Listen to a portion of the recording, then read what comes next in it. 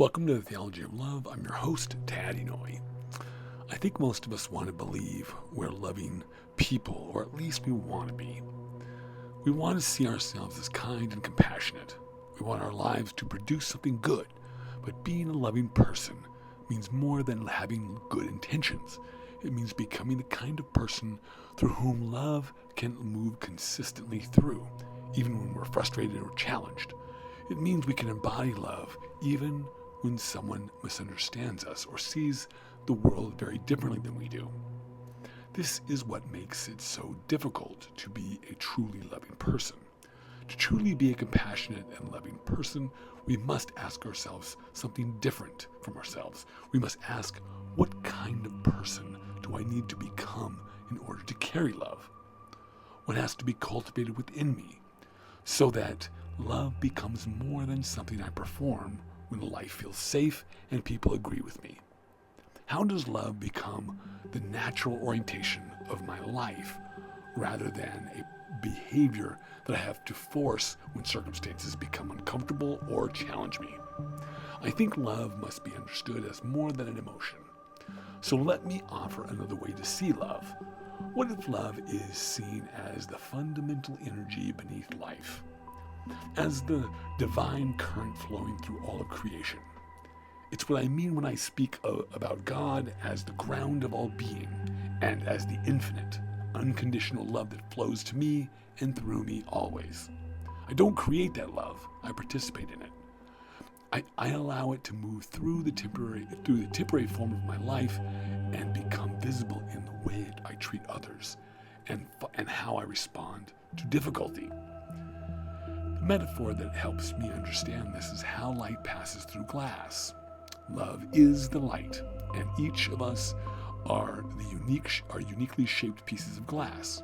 The light itself is pure, but it passes through a human life shaped by its experience, beliefs, and our own uniqueness.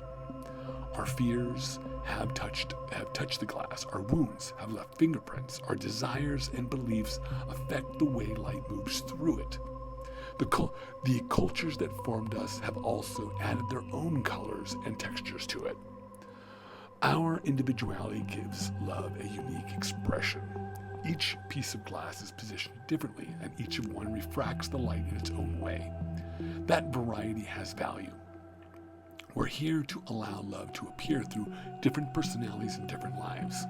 It will move through different bodies and different ways of understanding existence. The goal is a clear expression of love through the shape of who we each are. Distortion happens when fear begins directing the light. It can also happen when ego, attachment, or the need to control the outcome becomes our priority. A person may genuinely love someone and still become jealous because they fear losing them. They may want to protect someone and begin controlling their choices. They may care about justice and become filled with hatred toward anyone who disagrees with their understanding of it. The original concern may have come from something loving, but its expression has moved away from love, refracted by the glass of their life, creating distortion. That's why good intentions can be the final measure of whether we're loving people. Intentions reveal what we hope to produce. The fruit of our behaviors reveals what we're actually producing. A person can sincerely believe they're helping while creating fear and disconnection. They may create dependency or harm while still calling their actions loving. We don't always know what lies inside another person, but we can examine what grows around them. We can examine the fruit of their actions and lives. The fruit of our lives gives us a practical way to check the glass. We can ask whether our actions create greater connection or love between people. We can ask whether they nurture wisdom and help others become more capable of living their own lives. We can notice whether our presence supports freedom and gives people room to thrive. We can also recognize fruit that creates deception, emotional harm, or domination. We can see when another person's autonomy is being diminished, and we must always ask ourselves, what fruit am I producing no matter what our intentions are? This kind of discernment requires humility because the fruit won't always look the same, won't always look the way we expect it. We can mistake something unfamiliar for something bad simply because we don't prefer it. We can also call something good because it benefits us, while ignoring the harm it creates for someone else. So we have to keep looking. We have to remain willing to revise our understanding as more fruit becomes visible. I think one of the most common ways we distort love is by placing the outcome above the quality of our presence. We enter a conversation wanting someone to agree with us. We want them to change their behavior or accept our perspective.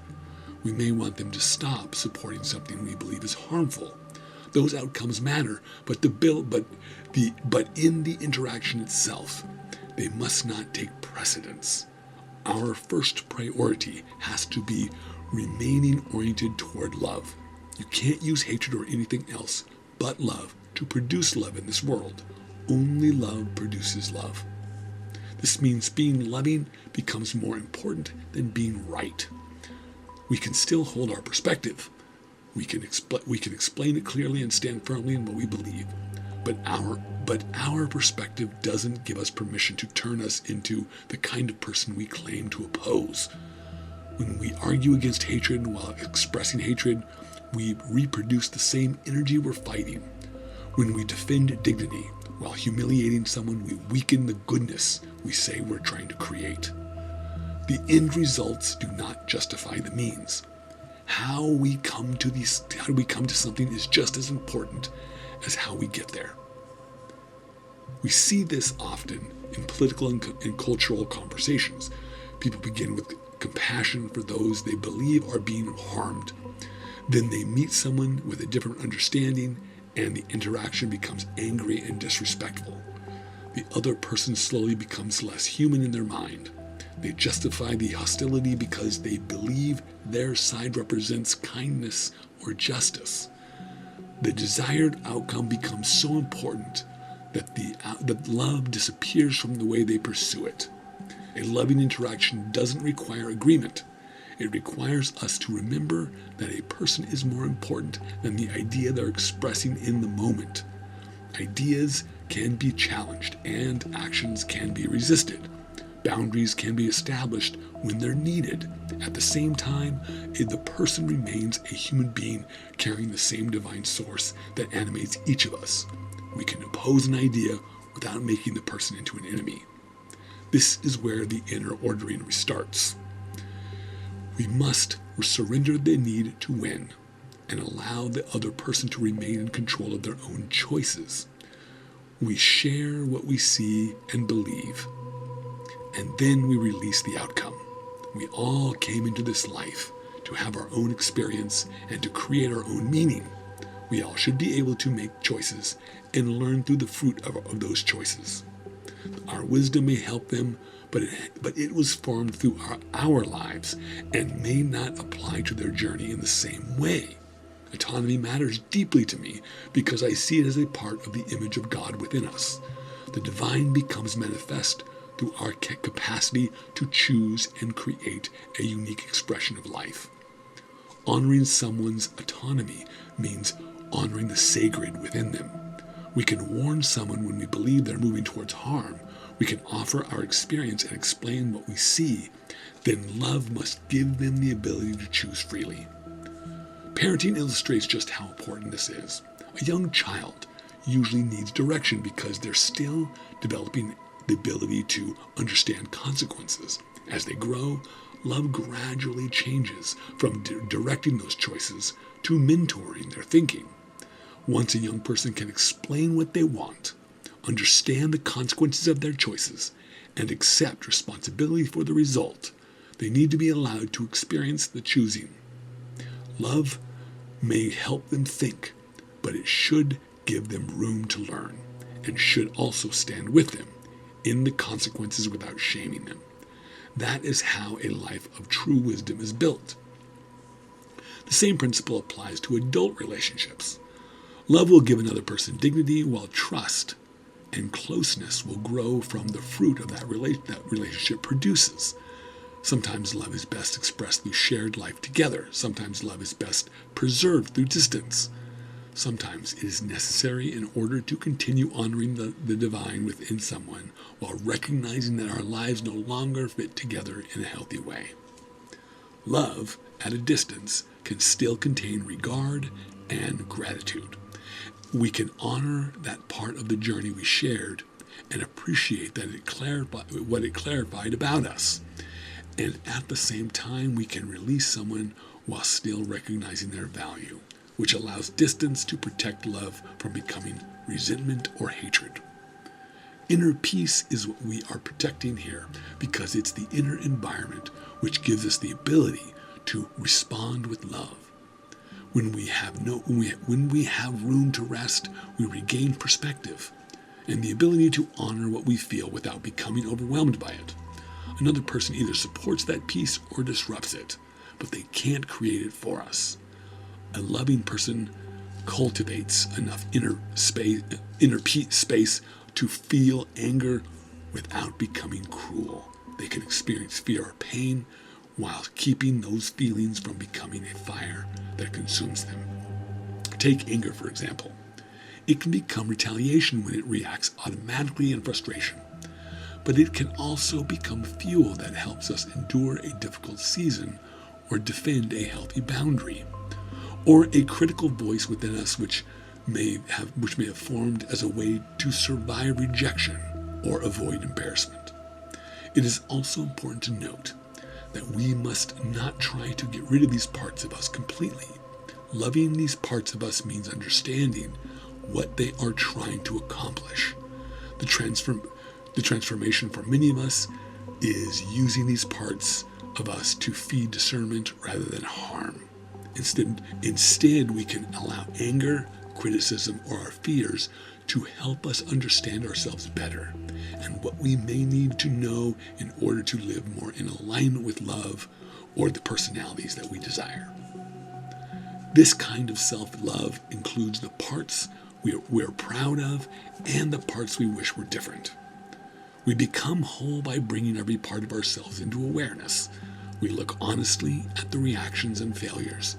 We examine the places where the fruit of our lives may have moved away from love. Then we offer those places care and accept the discomfort of change.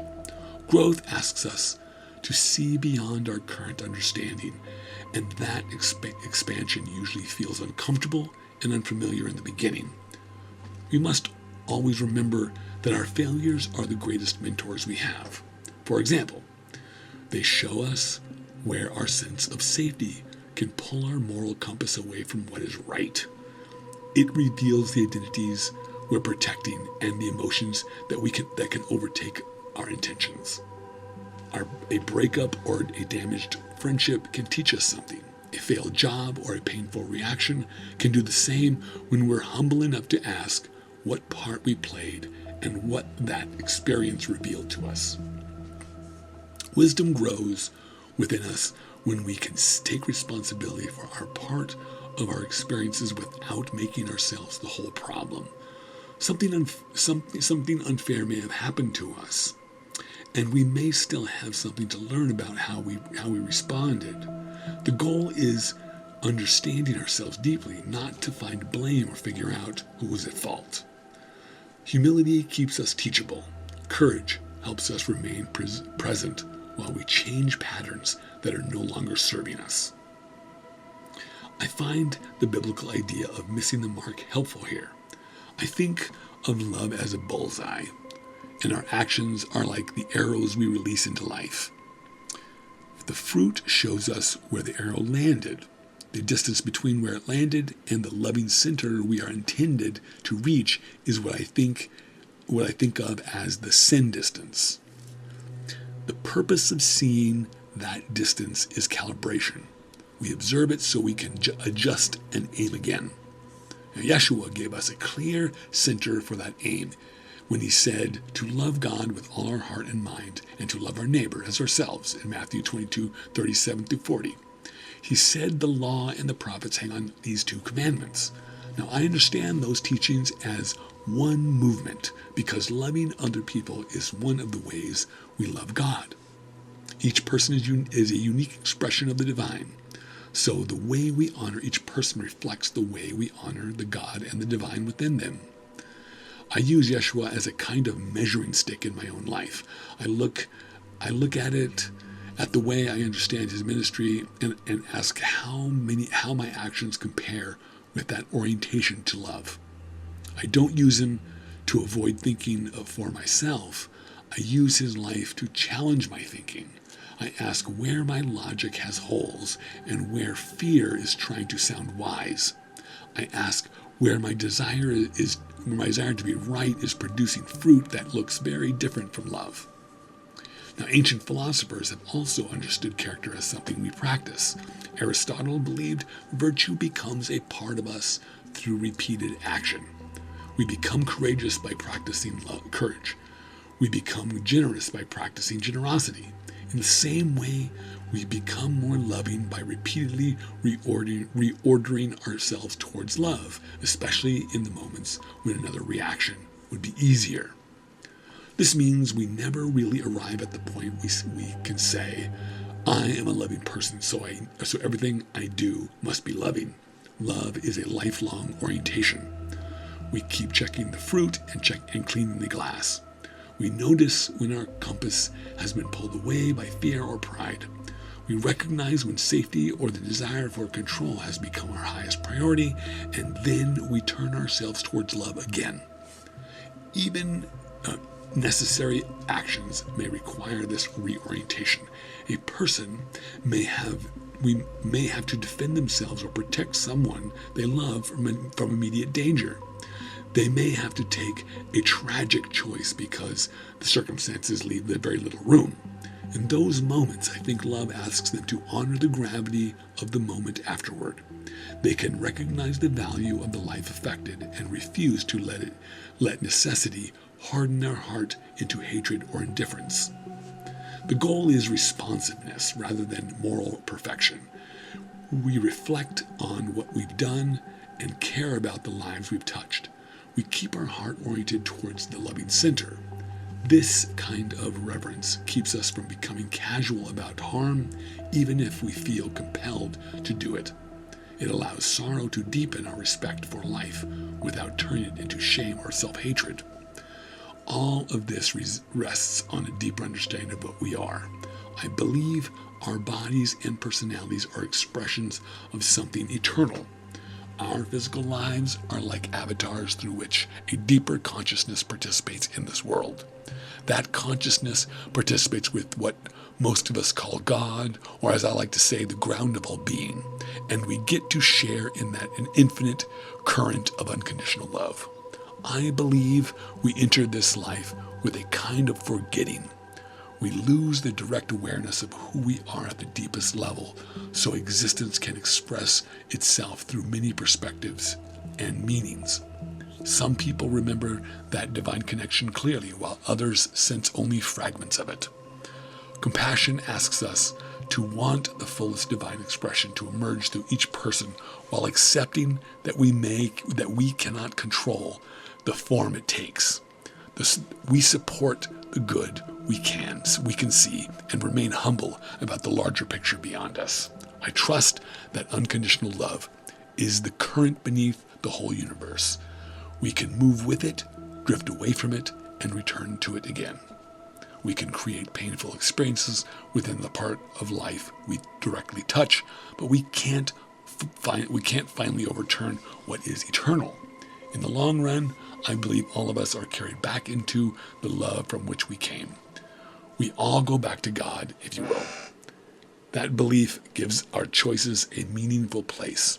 Our choices shape the small part of reality we participate in. They affect the quality of our experience and the experiences of the people around us. We have a limited number of years in this physical life to feel what it is like to align with love, move away from it, learn from the contrast, and find our way back again. This life's opportunity itself gives life its meaning and importance. We get to live, make mistakes, and deepen in wisdom. We get to feel the difference between a heart organized around fear and one oriented toward love. We also get to help create conditions in which others can experience their lives with greater freedom.